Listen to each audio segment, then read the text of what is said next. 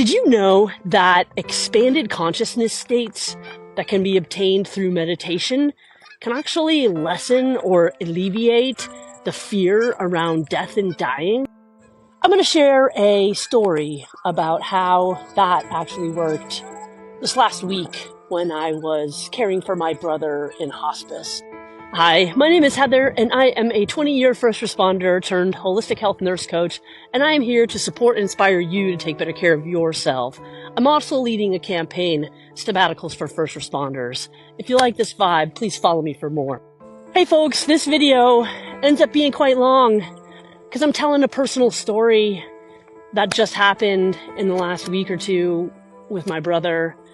If you have a fear of death and dying, if you are at the place where you're supporting a loved one through death or dying, or you anticipate that happening in the next few years, I think it's worth your time. Meditation can be so supportive. Give it a listen. I appreciate you being here. My brother was 44 when he was diagnosed with colon cancer, and despite treatments, the best that Western science could throw at him, it continued to progress.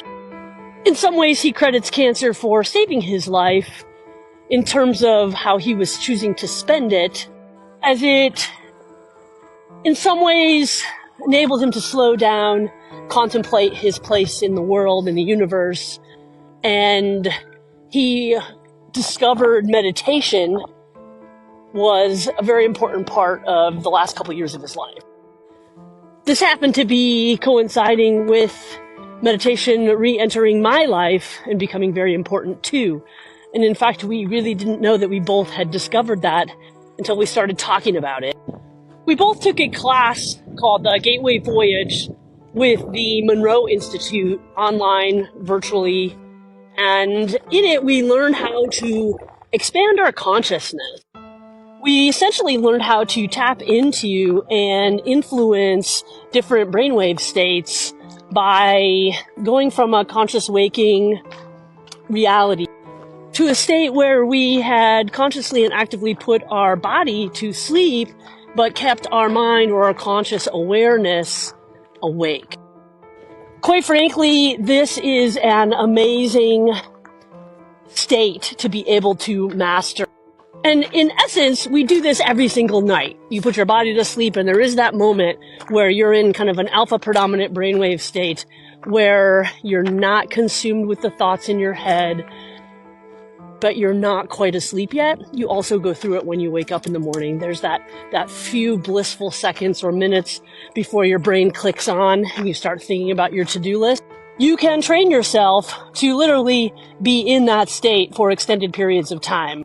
And as you get better at it, you are able to essentially put your focus further and further and further away from your body to the point where you can be experiencing, what some people might refer to as oneness, or, being enveloped in source consciousness, or, praying like a prayerful state where you experience,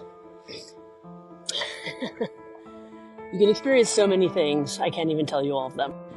If you have heard of Dr. Joe Dispenza, he calls this the quantum field.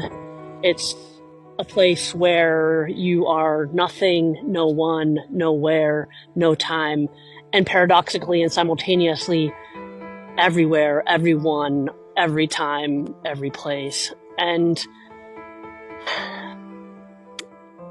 you can experience pure light, love, energy, and essentially your physical body no longer is a concern.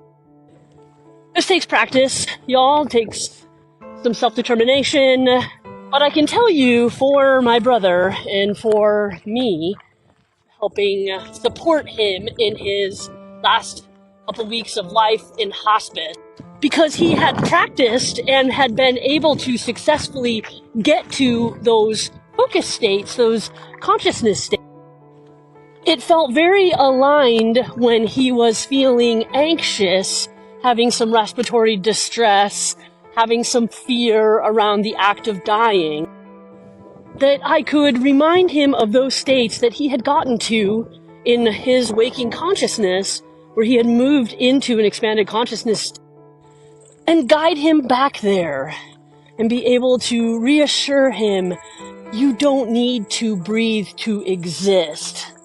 Don't get me wrong, obviously you need to breathe to be alive in this physical body.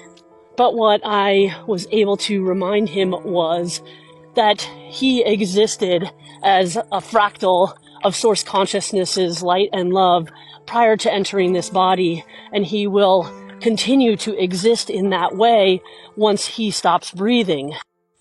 And that there literally was nothing to be afraid of, that he will just be going to that place that he had been to so many times, but this time he would be leaving his physical body behind. He no longer needed it. He no longer needed to be in pain, to be suffering. He could simply go become back love, light, and Source Consciousness's energy. To be very clear, the hospice nurses and the hospice center continued to provide him with whatever medications per their protocol, per their observations, and we essentially worked in alignment with those medications, but we also did meditations, guided meditations, where if he was getting amped up and anxious, we could revisit that and guide back to that place. I know for me, when I created meditation experiences, expanded consciousness state experiences, you know beyond a shadow of a doubt that you are more than your physical body. And when you experience those blissful states in meditation, and you realize the amount of suffering that we endure on earth in physical bodies, and the amount of joyousness and growth and learning, there's just a better balance with realizing I'm going to be okay. I am not trying to hasten death, but I don't feel afraid of it anymore. I know my brother expressed to me feeling more afraid about the act of dying and not understanding the physiology that was occurring or was going to occur for him, but the actual act of being dead did not scare him. So I was honored to be there, hold space for him, and remind him of what he already knew to be true. And that's different from believing. There's a knowing. And that knowing comes from creating experiences. And that means doing the work of learning how to meditate and learning how to expand your consciousness state, so that when it comes time for you or your loved one to be passing from this physical body back to Source, back to God, that it feels like a very natural occurrence that you've done many times and that you will do again. I'd like to send thanks to Our Lady of Peace Hospice Center in St. Paul, Minnesota, for their glorious care of my brother. And a special shout out to all the nurses and nurse assistants that work in hospice all over the country and world. You are specially gifted angels of light and love. Thank you.